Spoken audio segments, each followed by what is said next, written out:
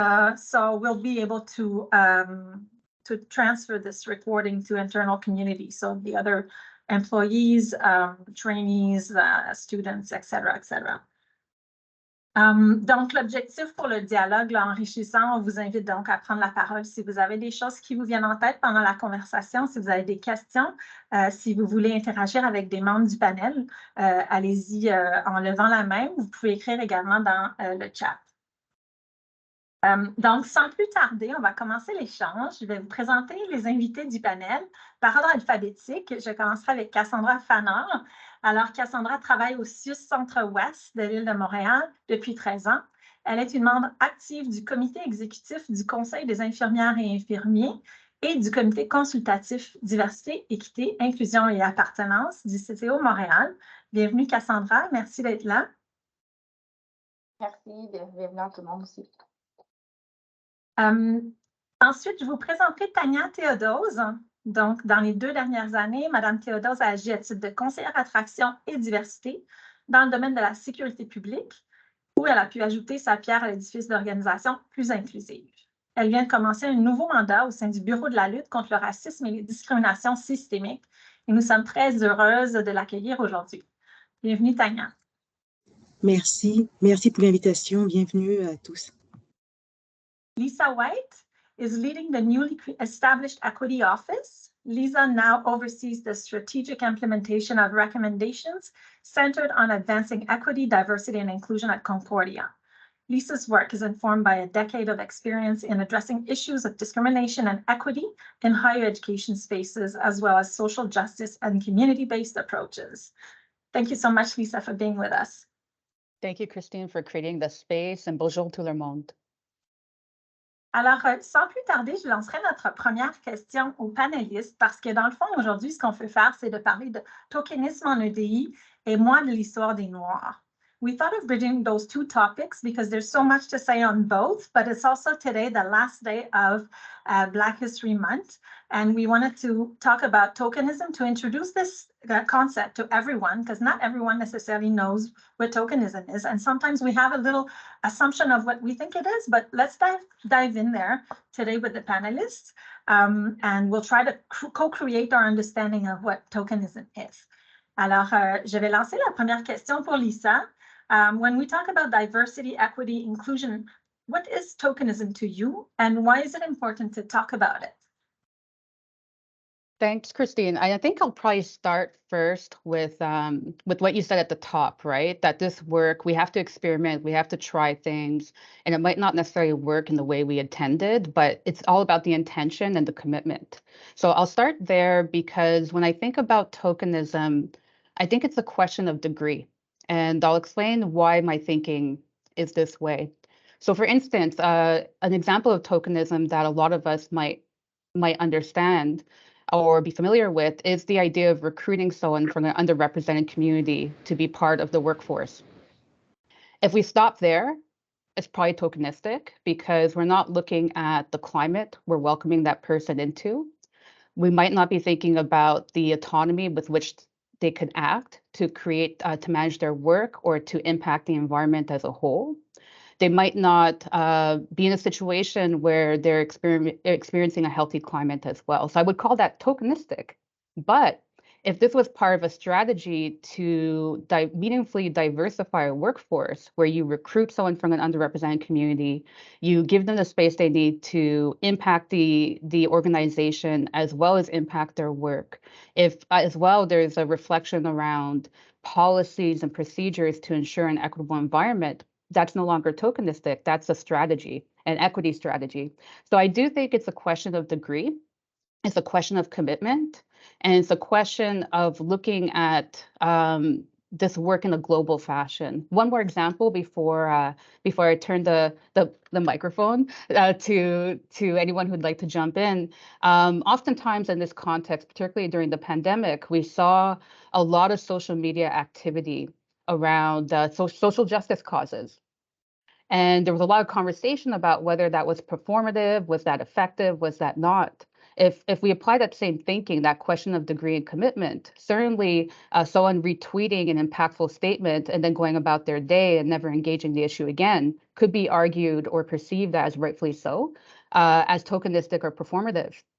But if that same person retweets something impactful, then donates and supports causes that realizes impactful outcomes with respect to that particular cause, that also if that person also engages in their own learning and makes changes in their day-to-day environment in terms of how they engage with these issues, if they start lobbying politicians or start contributing to policy work, if all that happens, we're no longer talking about performance or tokenism. We're talking about, again, a strategy, the right intention, the long-term commitment. So again, I think it's a question of degree, and it's a question of where we stop, and if there's a common thread to these actions that would really make me wonder if something is tokenistic or not.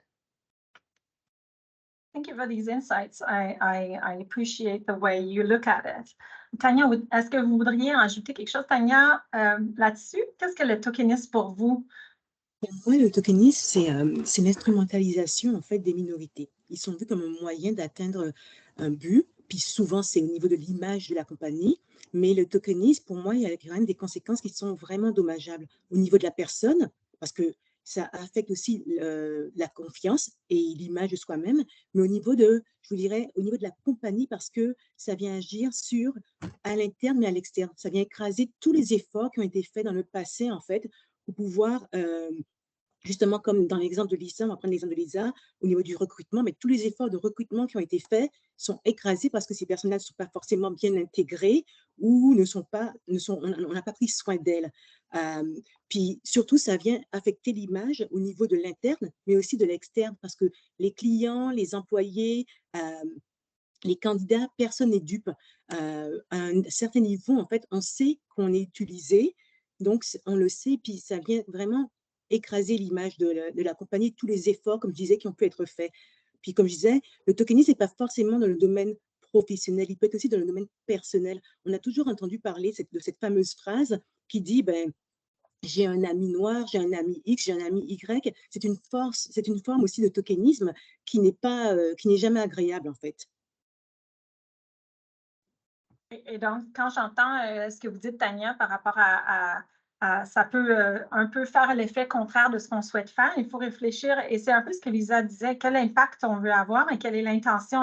Et souvent, c'est une conversation qu'on a en ADI en disant qu'il faut distinguer l'intention de l'impact aussi. Alors, je pense qu'il y a une tension aussi dans ces points-là. Lisa mentionnait quelles sont les intentions par rapport au tokenisme, à savoir, est-ce que je fais un geste Y, Z, A, B, C en fonction d'une initiative, ou disons du mois de l'histoire des Noirs, puisque c'est de ça qu'on va parler aussi aujourd'hui. Si l'organisation fait une publication ou fait une action spécifique, comment on sait si c'est du tokenisme ou pas? Si on prend cet exemple-là concret, bien, Lisa mentionnait, il y a une question d'intention, comment ça va perdurer dans le temps, jusqu'où on va aller, quelles sont les actions qui sont prises derrière. Et Tania dit, bien, il y a aussi la question de quels sont les impacts sur les communautés à l'interne et à l'externe. Puis je trouve qu'il y a un point de tension entre ça, parce que parfois on parle des intentions sans parler des impacts, puis on peut avoir des bonnes intentions qui vont avoir un impact qui est négatif. Alors je trouve que ça, c'est un point de tension important. J'ai vu qu'il y avait une main levée. Je voudrais juste donner la parole peut-être à Cassandra sur le tokenisme pour elle. Merci à la main. Je crois qu'elle est redescendue, mais je vous invite à ne pas hésiter. Cassandra, le tokenisme pour toi? Ça va un petit peu dans le même sens que mes deux collègues ici. Dans le fond, pour moi, tokenisme, dans le fond, je le vois de deux manières. Un tokenisme peut être positif et négatif. Négatif, c'est dans le sens quand une institution, un comité, une direction utilise le groupe minoritaire, mais vraiment pour l'image, vraiment pour faire un checklist. Là, notre comité est un peu trop blanc. Je pense que ça prendrait quelqu'un de couleur là, pour venir un petit peu. Ça, c'est du tokenisme que je trouve négatif. Tokenisme positif, c'est quand on va utiliser, j'aime pas utiliser le mot utiliser, mais quand on va choisir cette personne-là du groupe minoritaire pour ce qu'elle va représenter au sein du comité, pour la faire partie des prenantes des décisions, l'écouter, vraiment l'entendre pour qu'elle puisse avoir une belle représentativité. Donc ça, c'est ce que je parle de tokenisme qui est positif. Donc, c'est vraiment prendre part aux décisions, qu'elles soient incluses au sein de l'instance en tant que telle. Oui, merci pour cette clarification. Là, j'ai vu que la main est redescendue, alors on est là pour faire un dialogue. Puis on disait tout à l'heure, on veut aussi avoir du plaisir dans ces échanges-là. Avant que tout le monde arrive, on se disait ça, on veut enlever la pression, même pour les gens qui veulent participer ou donner un bout du dialogue, qui veulent prendre un bout du dialogue. C'est pas un endroit où on veut faire une conversation nécessairement très formelle et donc pas de pression. Dans vos organisations, je suis curieuse et Cassandra, on pourra en parler parce qu'on va parler du travail du comité aussi. Cassandra étant dans le comité des EIA du CIUS Centre-Ouest. Mais Lisa et Tania, je serais curieuse peut-être de vous entendre sur peut-être Tania, je suis désolée, sur la préoccupation dans vos organisations de cette question du tokenisme quand vous faites du développement en EDI. Comment c'est perçu, comment c'est adressé, comment vous jonglez un peu avec ces préoccupations de ne pas faire du tokenisme négatif, pour reprendre les termes de Cassandra, ou de joindre une inclusion plus grande des groupes qui sont minorisés, par exemple? C'est sûr qu'on quand on parle de la ville de Montréal, c'est quand même le plus grand employeur de la région montréalaise. Donc, on parle d'arrondissement, on parle de services. C'est sûr que c'est très gros. Puis, c'est comme des mini-compagnies, je dirais, qui sont peut-être pas toutes au même niveau. Donc, c'est sûr que d'où la création justement du bureau de la commissaire à la lutte au racisme et aux discriminations systémiques. Donc, le but est vraiment de pouvoir être conscient. Je vous dirais, le tokenisme n'est pas forcément mentionné, mais comment il est abordé, c'est en outillant, en accompagnant tous ces services et ces arrondissements à mettre en place un véritable plan EDI et dans la base de ce plan, d'inclure en fait tous les employés, d'avoir une certaine représentativité de tous les types de diversité. Donc, en étant outillés, on peut s'assurer que, en fait, ils évitent le tokenisme. Donc, il y a eu une réflexion qui s'est faite pour s'assurer que c'est un partenariat qui est créé et donc que les voix de tous soient représentées, si je comprends bien. Tout à fait. Et puis, il y a aussi, parce que comme je dis, ce sont des départements, des services, des arrondissements qui sont peut-être pas au même endroit, donc ça rend la communication pas forcément facile. Donc, éviter aussi le travail en silo qui est fait au niveau de toutes les initiatives en EDI. S'assurer que quand on parle EDI, on parle tous de la même chose et qu'on ait une certaine base commune, en fait. Oui. Cette base commune-là, ça prend quand même du temps à la construire ou à la co-construire. Ça fait partie un peu de la démarche d'avoir ces conversations de discuss and digest ou discuter et comprendre. C'est un peu un objectif de dire on va se donner un lieu où on peut co-apprendre pour avoir les mêmes compréhensions communes des concepts. Parce qu'effectivement, juste la diversité, juste l'équité, juste l'inclusion, ça se décline de dizaines de façons. Alors, ça prend du temps aussi d'acquérir cette compréhension commune. Est-ce qu'il y a des actions qui sont faites pour transformer l'organisation puis briser ces silos à la Ville de Montréal? Mais déjà, on a eu un comité EDI avec toutes les personnes qui travaillent au niveau de l'EDI. Mais parfois, l'EDI, le fait d'avoir un titre en EDI n'est pas forcément, c'est pas, en fait, ça n'a pas limité. On a été chercher les personnes qui travaillent au niveau de la diversité aussi uniquement, au niveau de l'équité aussi, au niveau de la formation. S'assurer que cette personne-là pouvait travailler ensemble, parler des enjeux, mais aussi, comme je disais, en fait, puis comme tu disais, Christine, tu disais que c'était aussi un travail de longue haleine, puis ça le prouve parce que le BRDS, le bureau de la commissaire à la lutte au racisme et aux discriminations systémiques, existe maintenant depuis bientôt 2 ans, plus de 2 ans, et on est encore en train de travailler dessus. Donc, c'est vraiment un travail, je vous dirais, c'est des petits pas, mais que l'on s'assure de poser de façon ferme et sûre, avec une certaine flexibilité, parce que, comme tu disais tantôt, ce sont des choses que l'on fait parfois pour la première fois, donc il y a peut-être des possibilités d'erreur, mais avoir une certaine agilité de pouvoir s'ajuster, faire un pas en avant ou en arrière, mais aussi de faire les choses, de bien réfléchir avant de poser les actions. D'où la création des safe space, la création des réseaux d'employés, la création de et comme je dis, le but de cette démarche-là, c'est d'aller chercher le besoin des gens, de ne pas décider pour ces personnes-là. Donc, d'avoir des comités consultatifs qui sont représentatifs pour écouter quel est le besoin et ensuite pouvoir travailler avec ces personnes, les accompagner. Ouais, très intéressant. Merci beaucoup, Tania. I'm gonna bring the microphone, the virtual microphone, to Lisa. And I'm curious to hear in your organization that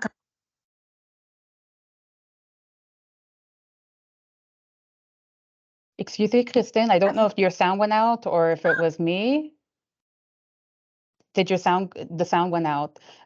So you're asking if we're concerned about tokenism at Concordia? Yeah. Okay. So yes, absolutely, we are. I think that there's a lot of generalities we could apply to those concerns to other organizations as well. But what I would say too is that being concerned about tokenism is probably part of a very good equity strategy. And to actually build in that concern and leverage it is going to safeguard against the actions or the ways of doing things that don't allow for real impactful work. So people are concerned. It's good for people to be concerned because it creates a natural check and balance with respect to the work. The way those concerns tend to manifest, I think, are probably quite similar in a variety of places. First of all, you have your equity committee. Maybe that committee might not feel able to impact organizational change. They might not even as well have that institutional lens that's necessary to kind of move an organization towards a more equitable place. The other piece too that I think often happens in large organizations, and it's a question of tokenism, but it's also a question of just the challenges of the work, is that you can create a change in a very specific area, but that doesn't leverage out. And how do you do that? So certainly those are the issues.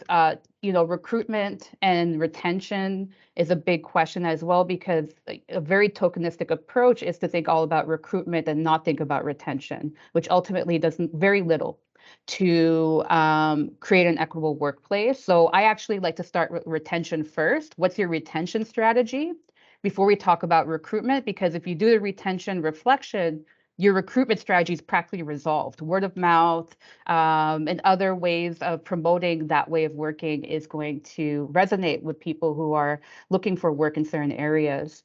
Another way that we try to address concerns around tokenism specifically is this notion of an equity practitioner or an equity lens, where everyone can contribute to this work. It doesn't have to be solely the work of a DEI committee or that employee who's a member of an underrepresented community or the person who has equity in their title.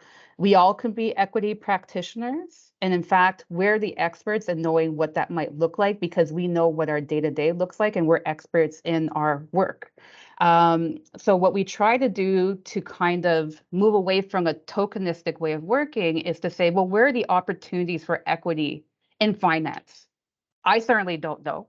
I won't pretend to know what those opportunities look like, but let's have that conversation. What does that mean? What does equity look like in administration? What does it look like in hiring? What does that look like in training? What does that look like in facilities management? So that tends to bring in the conversation around tokenism, but leverage it in an interesting way where now everyone's moving towards something that's a little bit more sustaining, something that's a little bit more intentional with respect to this work. Thank you. That's a very comprehensive answer. And I really appreciate the different parts you're bringing into this. The way, we want to create an engagement is also the way we share, as you had just mentioned, everyone can do the equity work. And some of the points you were mentioning, Lisa, I just want to touch on that briefly, it has to do with the way we understand the concept also, right? Diversity, equity, inclusion. And in the CIUS Centre-Ouest, we did add belonging. And so these concepts, they do matter. The way we understand them matter also, and the way we will deploy them. And we will think about the strategy, right? If we just want to focus on diversity and increase diversity, and maybe that's a more tokenistic, I'm just brainstorming here. Maybe that's a more tokenistic way of seeing the work that needs to be done, because that's not the end of it. Diversity in itself is not the end of the work. We need to address equity also. We need to address the way people feel included and the way they feel like they belong in the environment, in the team's environment, and the more larger structural environment. Alors, c'est des questions qui sont intéressantes qui sont soulevées. Merci, Lisa. Et je tournerai le micro à Cassandra maintenant. Cassandra qui est évidemment membre, on l'a nommé déjà 2 fois, de notre comité, mais on ne pourra le nommer jamais assez, DEIA. Cassandra, dans la question de la perception de comment on adresse le tokenisme ou pas au sein du comité ou au sein, je ne sais pas si tu as le goût d'ajouter quelque chose à ce qu'on vient de dire sur cette question. Merci, Christine. Mais dans le fond, ce que je voudrais dire, c'est déjà en partant de tenir un tel événement aujourd'hui, laisser les micros ouverts montre déjà en fait, la vision du CIUS là, de faire de la place pour le tokenisme. Donc, d'en parler, de permettre des milieux d'échange parce qu'on est dans un espace inclusif en ce moment. Donc, déjà en partant, je trouve que c'est un premier pas qui devrait être applaudi. En second lieu, il y aurait vraiment une mention spéciale à Mme Beverly Kravitz, qui est notre direction de ressources humaines, en fait, qui a décidé de joindre le geste à l'action, dans le fond, le geste à la parole, désolé, parce qu'elle a créé un poste justement de diversité, équité, inclusion au sein de notre CIUS, qui est une première d'ailleurs dans l'établissement de la santé. Donc, elle s'est penchée sur cette question, elle a vu que c'était un manque au niveau de notre CIUS, elle a créé le poste. Donc, elle a vraiment posé l'action et le poste que Mme Morin détient présentement, qui, elle a sous-développé un comité diversité et inclusion, dans le fond, appartenance, où est-ce que nous, on veut promouvoir les initiatives d'inclusion au sein de notre CIUS. Donc, Christine, je peux peut-être un peu développer en gros sur le comité, mais moi, je pense que déjà notre organisation s'est penchée sur cette question en partant. Tout à fait, Cassandra. Puis, est-ce que mon micro, c'est mieux maintenant? Oui, OK. Alors, je pense que ce qui est intéressant aussi, c'est dans cette réflexion qu'on va avoir comme organisation qui souhaitons vivre plus d'équité, plus d'inclusion, évidemment plus d'appartenance pour toutes les diversités. Une des choses qui est importante, c'est de dire comment on va engager de façon cohérente ce travail-là. Donc, comment on peut s'assurer que la voix des gens va être partout et qu'on met en place des processus qui sont itératifs pour ne pas parler à la place de notre communauté interne. Alors, ça, c'est une préoccupation que moi, j'ai certainement, que les comités a, que Beverly Kravitz a aussi. Donc, on veut s'assurer qu'il y ait cet engagement dans le dialogue, d'où pourquoi on veut le Discuss and Digest. On n'a pas trouvé de titre aussi punchy en français, mais de dire on a ces espaces d'échange, puis on veut se parler, on veut co-construire. Ça va être des espaces, peut-être ceux qui ont reçu la lettre de Mme Kravitz, vous avez vu, on va avoir des groupes de travail sur des questions spécifiques sur lesquelles il faut se pencher pour plus d'équité et d'inclusion, la situation de handicap, les communautés ethnoculturelles, la diversité sexuelle et de genre, les communautés autochtones. Donc, il y a du travail à faire, mais il faut qu'on soit là-dedans. Ça ne peut pas être fait de façon isolée dans l'organisation. Définitivement, moi, j'ai plein d'angles morts, comme tout le monde, mais il faut qu'on travaille ensemble pour faire avancer ça. Je vois qu'il y a une main levée, c'est Martine Dugazon. Alors, Martine, le micro est à vous. Oui, en fait, je voulais juste prendre quelques minutes pour faire du pouce sur ce qui vient d'être dit, que par Cassandra ou par Lisa aussi. Et Tania, c'était plus en fait que tant mieux qu'il y a ces initiatives de la part du CIUS. On pourrait dire qu'il était temps, mais jamais il était temps pour commencer quelque chose. Tu sais.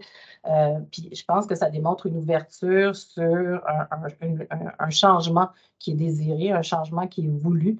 Notre CIUS fait partie du CIUS où il y a à peu près la grande proportion de la population de son territoire provient justement de la diversité. Fait que c'est une primeur. Puis en même temps, c'est un gage de reconnaissance de ce qui se passe dans la réalité en ce moment à l'intérieur du CIUS. Puis je pense que ça va être important d'ouvrir ces discussions-là. Là, on le fait dans un cadre de lunch and learn, mais plus de descendre ça aussi au niveau du terrain. Là, je parle du niveau de la gestion parce que j'ai une position de gestionnaire, mais d'avoir ce lieu d'échange-là avec nos équipes parce que la réalité du terrain change, les populations changent. On reçoit des formations, mais on dirait qu'il n'y a comme pas de suite. On a reçu la réalité autochtone et tout ça. Bon, mais OK. Et après? La question qui se pose après, c'est et après, qu'est-ce qu'on fait avec ça? Qu'est-ce qu'on fait avec ces sensibilisations? Puis ça va être la même chose avec la diversité, les orientations sexuelles et ainsi de suite, mais de se permettre un peu ce canal d'échange et cette ouverture en tant qu'organisation, en tant que gestionnaire, en tant qu'employé, je pense que ça va être important de descendre ça sur le terrain et d'avoir ces moments d'échange-là. Il y a un niveau macro, mais il y a vraiment le niveau micro qui va être beaucoup plus important à prendre en considération pour le développement de ça. Parce qu'il y a beaucoup de choses qui sont faites, puis comme Lisa disait, on ne veut pas que ce soit non plus une trend. Qu'est-ce qui est hot dans le moment, là, comme le Black Lives Matter et tout ça. Pendant la pandémie, tout le monde est arrivé là-dessus, mais là, qu'est-ce qui se passe après? Qu'est-ce qu'on veut faire après avec les choses? On n'entend plus parler parce que le monde sont revenus à la réalité, mais qu'est-ce qu'on fait après? C'est la même chose, réalité autochtone, il est arrivé un événement, mais qu'est-ce qu'on fait après? On n'entend plus parler de ça. Alors, ça va être important de faire suite à ce qui est commencé et de continuer tout le temps à progresser à ce niveau-là. C'est mon opinion un peu là-dessus. Non, c'est bon. Puis merci infiniment, Martine, pour cet input-là. Je pense que c'est là le défi. Comment on va prendre certaines informations, certains lieux où on a eu des apprentissages, puis comment on va pouvoir le rendre accessible, puis rendre ces conversations-là accessibles, puis aussi mieux comprendre les réalités, justement, partout sur on va parler du CIUS ici, mais c'est la même chose à Concordia, c'est la même chose à la Ville de Montréal. Il faut bien comprendre les réalités aussi qui sont vécues quand on parle d'équité, d'inéquité, d'exclusion, d'inclusion. Puis ça, c'est de partout sur le terrain. C'est effectivement l'étape qui est importante, puis qui est cruciale, mais qui est aussi challengeante au niveau organisationnel. Il y aura, puis je vais laisser la parole ensuite à Virginia, mais l'objectif des groupes de travail, c'est qu'il va y avoir des appels à tous que vous allez voir là, pour rejoindre la conversation, mais ça aussi, l'enjeu, c'est jusqu'où on peut aller rejoindre tout le monde avec les courriels. Comment on veut s'assurer qu'il y a une équité dans l'accès à ces opportunités de lieux de participation. Moi, c'est ma préoccupation. C'est pas évident. Les gens qui n'ont pas de courriel, on a préparé des posters pour la salle d'employés. Est-ce que ça va fonctionner? Est-ce que c'est les gestionnaires qui rapportent certaines informations pour des lieux de participation pour les gens sur le terrain qui ont moins accès à un ordinateur personnel au travail? C'est des bonnes questions qui sont des vrais défis pour s'assurer qu'on a le ressenti puis le pouls puis qu'on peut échanger avec tout le monde dans le CIUS. Certainement, ça, c'est une bonne préoccupation. Virginia Rogers. Yeah, I hope it's okay that I speak in English. It'll just be quicker and Yeah, that's great. faster. Thanks. Basically, I liked the point of Martin's Gazon because we recently I work in the mental health department. We had a recruitment of social workers, and we were having a discussion of how to best help LGBTQ2+ communities in mental health, which I thought was super cool. But it can also be kind of perceived on a micro level as performance because yes, we can discuss, but as Martin said, we need to follow through. So we kind of decided in the macro level to be like, okay, what actions, even though they're small, what actions can we take as social workers to advocate for this community in our mental health space? We kind of found that it's not a very inclusive space, right? The CLSC in mental health, it's very sterile, it's not very welcoming. So what can we do? But is there going to be some action by the CIUS to give us like maybe an amount of money, give us like a mediator to help us like put these things in process?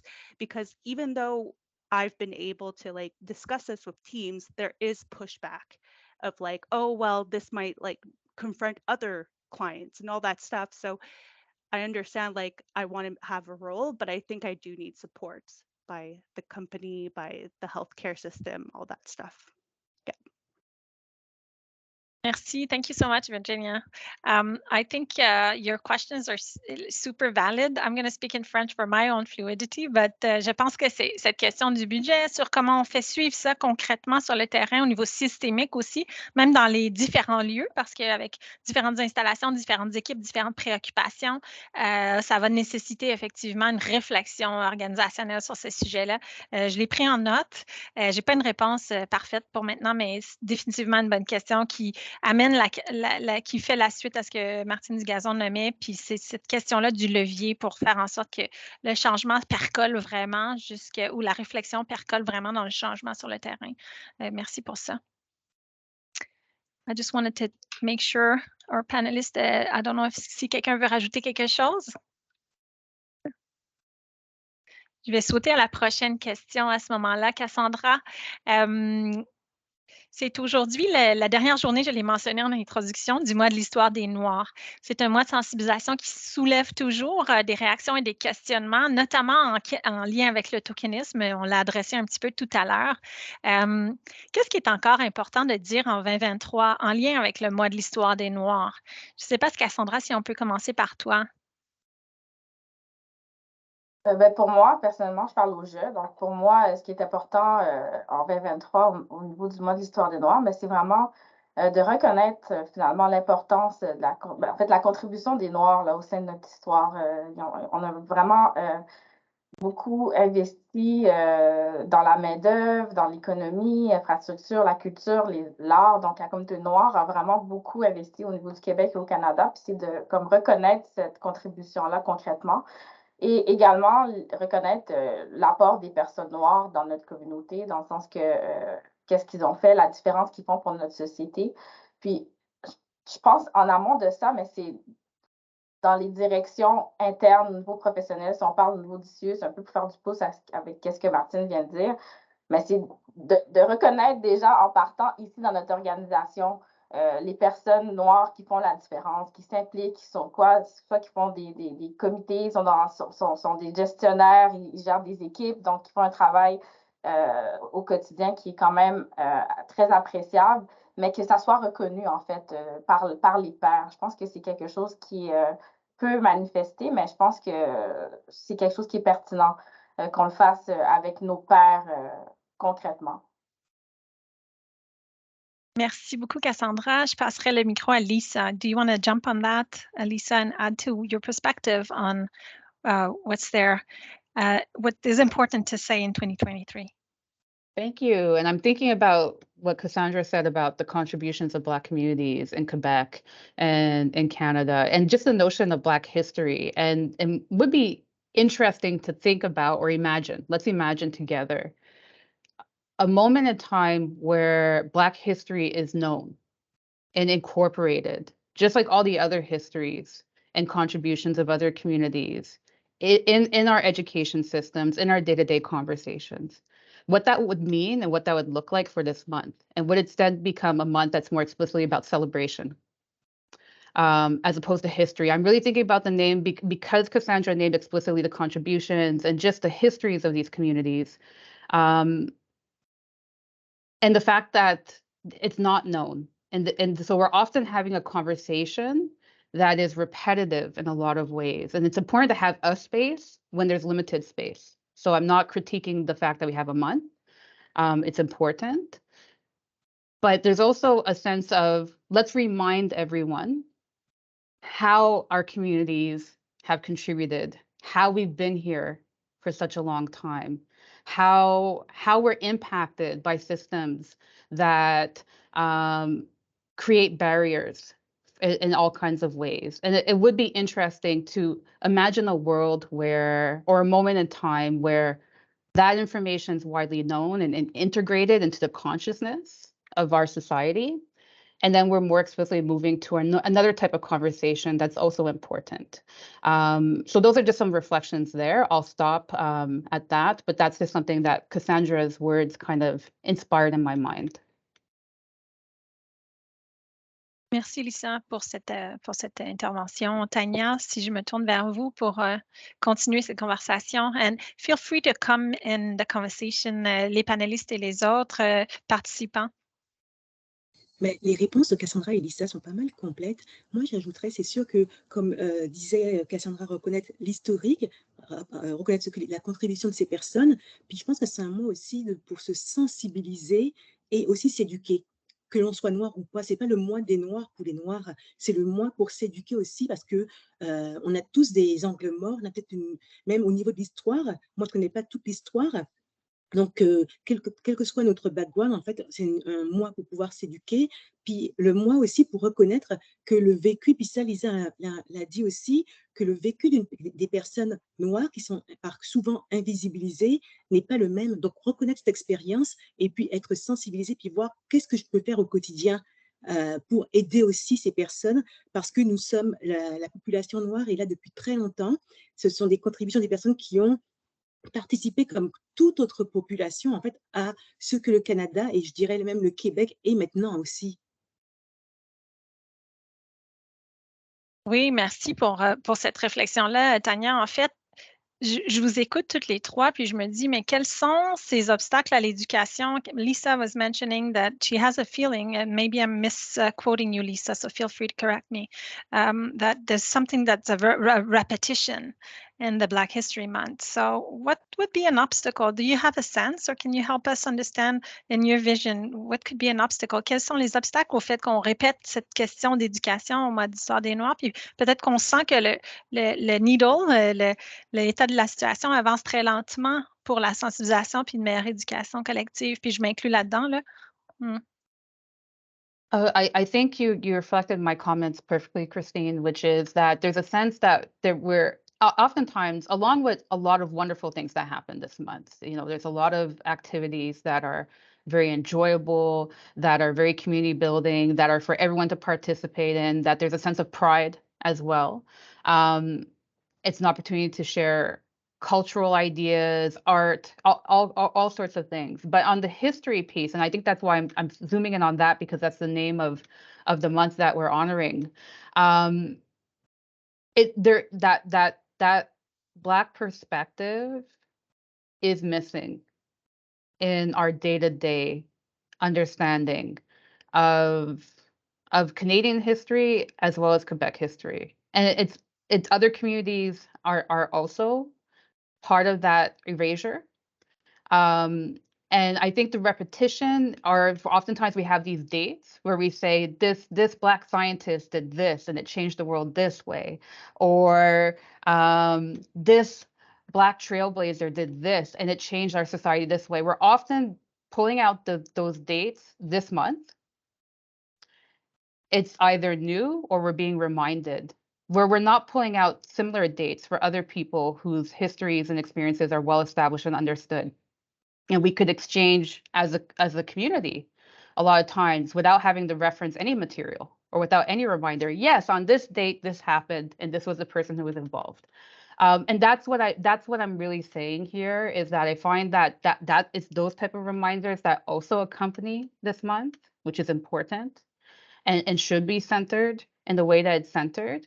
But that information is not as well integrated in the day-to-day ways of learning about our society. And so that's my critique of the history piece, in that it feels like a relearning. But that's not what this month is all about, but that's the piece that I'm thinking about in this conversation today. Thank you for that. Lindsay Dorcelli. I'm sorry if I'm not pronouncing it right. Lindsay. Non, tu as bien prononcé. Okay. Dans le fond, juste pour faire suite à ce que Lisa vient de dire, parce que ça me parle beaucoup. Dans le fond, de confiner, tu sais, dans un mois, l'histoire, on parle tout le temps de ce qui s'est passé, how far we've come, we always refer to slavery and all that, but like, c'est très limitatif en termes de ce que c'est notre histoire. C'est bien de savoir le chemin qu'on a parcouru, de nommer des grandes figures historiques, mais c'est aussi important de prendre le temps de réfléchir à où on en est maintenant. De s'éduquer, oui, nous, en tant que personnes noires, de s'éduquer sur notre propre histoire, parce que souvent, l'histoire est racontée par les vainqueurs, fait qu'on sait une facette de notre histoire, mais peut-être pas toute l'histoire. Ça, c'est toujours un défi. Mais aussi en tant que communauté, puis là, je parle communauté autant du CIUS que communauté québécoise, de s'éduquer par rapport à où est-ce qu'on en est en ce moment, de réfléchir à nos biais, nos préjugés. C'est difficile, en fait, d'avoir un vrai mois d'histoire des Noirs, je trouve, dans un contexte où on nie dans plusieurs instances le racisme systémique, parce que c'est le genre d'endroit où je crois que la conversation devrait aller aussi, de comment, dans un contexte comme ça, on peut être un allié pour la communauté noire ou... Fait que dans le fond, c'est ça, je trouve que c'est très... En 2023, il faut se dire que oui, parler du mois de l'histoire des Noirs, c'est important, mais on se limite à une petite facette de l'entièreté de la chose, je trouve. Fait qu'au-delà de, oui, l'histoire, où on en est maintenant, puis c'est quoi nos challenges maintenant, puis qu'est-ce qui peut être fait par rapport à ça. Je pense que c'est quelque chose d'important. Surtout en santé, il y a d'innombrables sujets là, qu'on pourrait discuter. Les lésions de pression qui sont beaucoup plus compliquées chez les personnes de race noire, si on l'observe dans les la mortalité maternelle. Je veux dire, il y a d'innombrables choses qu'on pourrait... En fait, ce que je veux dire, au fond, c'est que j'ai l'impression qu'on ne touche pas au cœur du sujet, puis qu'on se limite à parler de l'histoire, puis de rester dans un sujet qui est peut-être plus confortable, en fait, plutôt que d'avoir les conversations qui dérangent, mais qui nous aident à avancer puis à cheminer. Comme le fait, par exemple, que le racisme existe encore. Hein? C'est ça, si je comprends bien quelque part, Lindsay? Oui, exactement, sous une forme différente, mais oui, toujours bien présent. Puis c'est to take a look at yourself and be like, hey, do I have biases in my practice or in my day-to-day? So yeah, I think that's where this should be going. Oui, les biais, les assumptions, right? Quelles sont mes assumptions on X, Y, Z, ABC? You know, this is something. Often we talk about the DEI lens et ensuite je laisse la parole à Martine. Mais moi, j'aime bien dire que le travail en EDI, c'est pas tellement une question de lunettes, c'est plus une question de miroir. Donc, tant pour les individus que pour les organisations. Parce qu'en fait, ça nous force à voir justement ce travail-là de biais, d'assumptions, de stéréotypes, de qu'est-ce que moi what do I harbor, qu'est-ce que moi je perpétue, qu'est-ce que moi je cache. On a tous des angles morts, c'est pour ça que je le disais un peu plus tôt, on veut travailler en équipe pour pouvoir diminuer nos angles morts, mais effectivement, ce travail-là de miroir, il faut le faire, puis il faut le nommer. C'est un bon point, Lindsay, merci infiniment. Martine? Oui, en fait, c'est pour faire du pouce sur ce que Lindsay vient de dire. Tu sais, on a tous à apprendre. Hein? Il y a beaucoup de méconnaissances. C'est pas parce que je suis noire, je connais toute l'histoire des Noirs et vice-versa. Il y a beaucoup à faire dans toutes les communautés, tu sais, pour connaître l'histoire en général. Tu sais. C'est plus dans ce sens-là. Il y a un gros travail à faire au niveau de la compréhension des diversités, que ce soit au niveau de la couleur, etc., surtout au niveau du domaine de la santé. Parce que l'expérience de soins est différente. On l'a vu beaucoup avec la COVID, avec la méconnaissance et tout ça. Donc, au niveau particulièrement du réseau de la santé, il y a beaucoup de travail à faire. Oui, il y a cette conversation à avoir dans le sens général, mais aussi dans le domaine de la santé, comment on approche, comment on comprend, comment on explique surtout les trajectoires des patients. Là, on est chanceux, on est à Montréal, il y a cette diversité, mais à travers le Québec, ce n'est pas si, c'est homogène, c'est différent. Alors, vraiment d'ouvrir cette conversation-là va être essentiel pour tous, parce qu'on part tous avec des incompréhensions, des méconnaissances, et de se permettre d'avoir ces moments de réflexion. Je pense que c'est cet aspect-là qui nous manque, parce qu'on est toujours pressé par le temps, on veut toujours aller vite, et il manque cet espace d'échange pour justement faire cette différence-là. Mais ça passe dans l'éducation, ça passe dans prendre le temps de faire ça. Je ne sais pas comment ça va se traduire en tant que tel, parce que c'est complexe. Il n'y a pas juste une seule manière. Mais je pense que les débuts comme ça vont faire en sorte qu'il y a peut-être quelque chose qui va changer. Mais ça prend la volonté de tous, mais ça prend la volonté de quelques-uns aussi pour démarrer ces projets-là et après ça, d'avoir un effet d'entraînement. Voilà. Merci beaucoup, Martine. Je crois que j'ai vu quelque chose dans la conversation. Pascal qui dit « Quel public est interpellé par le mois de l'histoire des Noirs? Cet événement parvient-il tant soit peu à changer les mentalités et les perceptions de ceux et celles qui ne sont pas déjà interpellés? » Je ne sais pas si Cassandra, la main, c'était pour répondre à ça ou si c'était pour répondre à autre chose ou si quelqu'un veut prendre la parole sur la question de Pascal. On a une autre question aussi. Comment la population métisse est prise en compte? Effectivement. Prends une petite minute de réflexion là-dessus.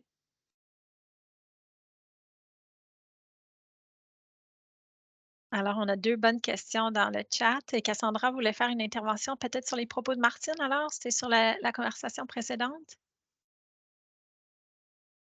Oui, en fait, c'est juste pour faire du pouce avec tout ce qui a été dit tout à l'heure. En fait, Pour revenir à le mois de l'histoire des Noirs, je pense qu'il y a vraiment une incompréhension autour du mois de l'histoire des Noirs et des concepts de l'EDI, l'équité, diversité, inclusion. Vraiment, en toute transparence, là, je pense que c'est vraiment un manque d'éducation en tant que tel. On n'a vraiment pas ce côté éducatif, malheureusement, comme Martine l'a dit et d'autres personnes. On est noir, mais on ne connaît pas nécessairement notre culture par cœur. Là, si je prends exemple, moi, ma mère est arrivée ici, elle avait 9 ans. 9 ans au Québec. Elle, son histoire d'Haïti, c'est de 4 ans à 9 ans, ses souvenirs. Donc, elle n'a pas pu me léguer justement l'histoire d'Haïti. C'est mes patients qui m'en apprenaient plus sur Haïti, juste pour vous dire. Donc, il y a comme des tabous autour des communautés noires, puis qu'il faut faire ressortir dans des plateformes où est-ce qu'on doit parler, qu'on doit nous permettre de s'exprimer, puis dire haut et fort ce qu'on vit comme réalité. Ça m'a beaucoup touchée parce que récemment, il y avait une collègue qui est canadienne, qui est blanche, qui m'a parlé, puis qui m'a dit qu'elle a vécu aux États-Unis quelques années.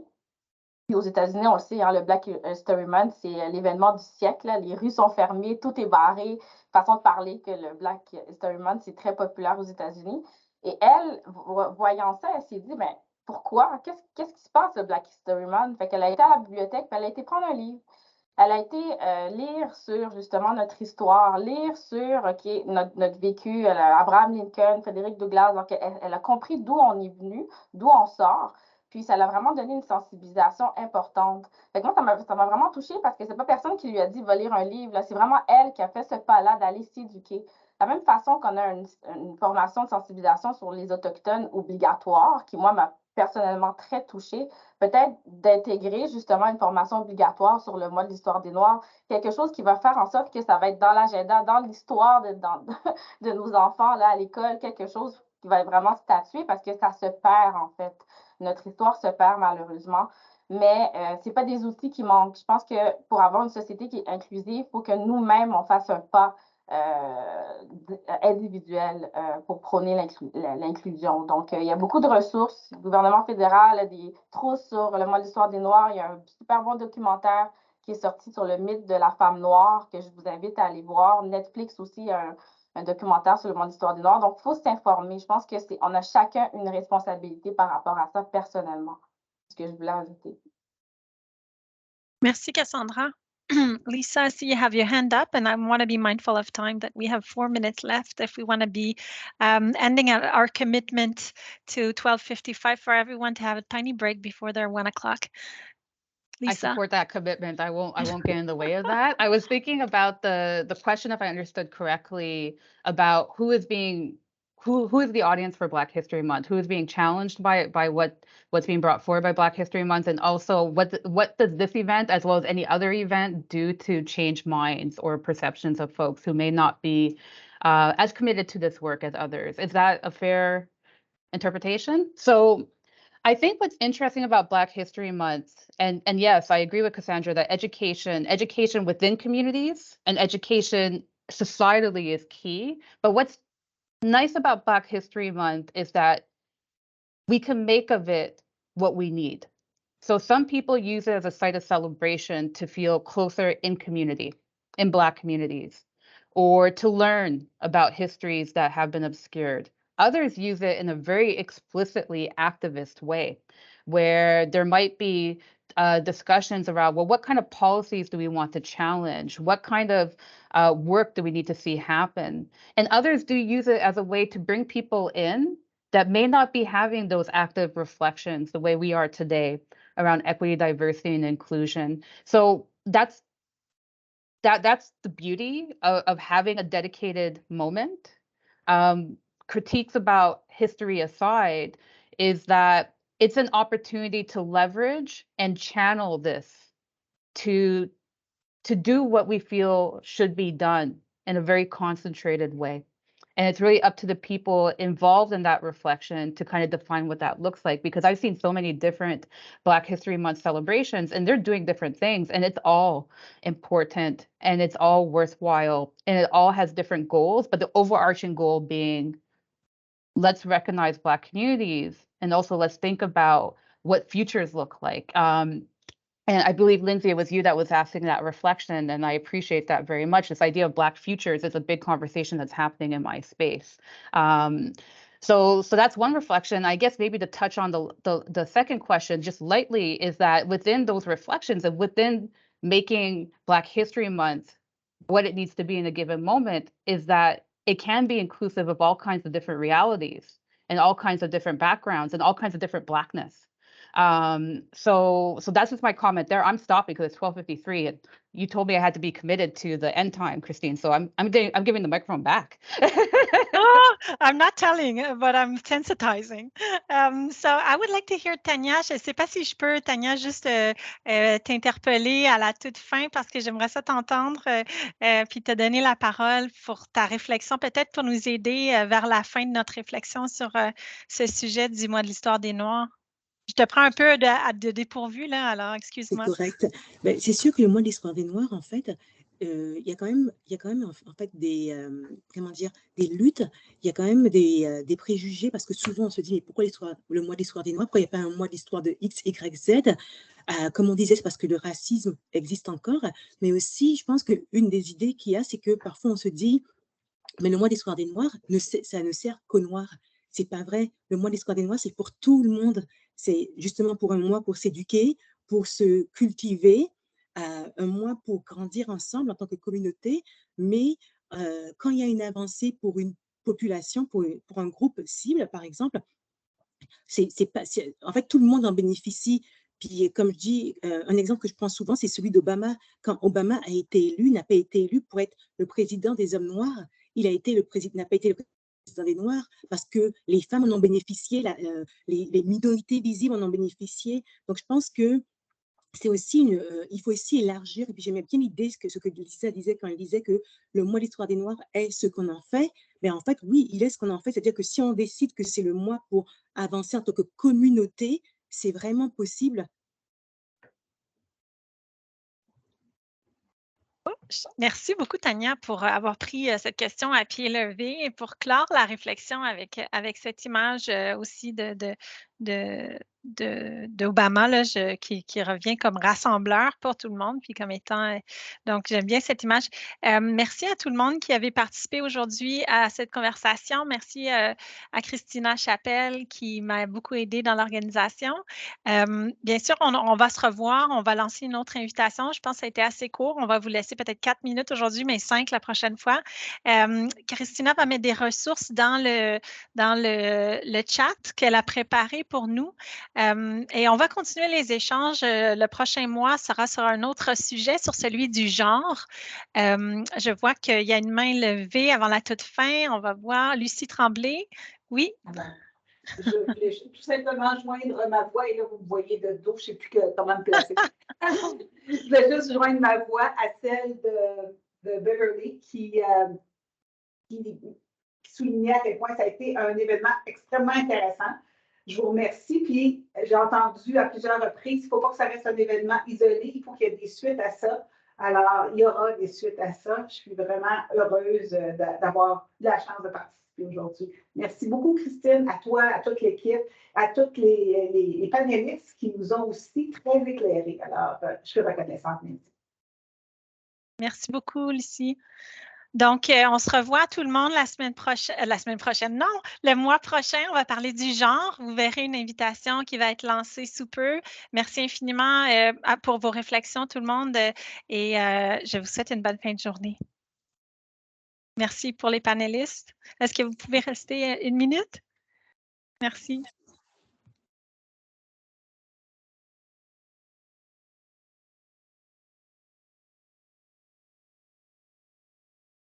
Merci à Cassandra de mettre la vidéo sur les microagressions. C'est super, super apprécié. Pendant que les gens quittent, je voulais vous remercier infiniment, Tania, Lisa, Cassandra, puis voir si vous avez un peu de feedback peut-être à me donner. Je vais arrêter l'enregistrement aussi. Oups.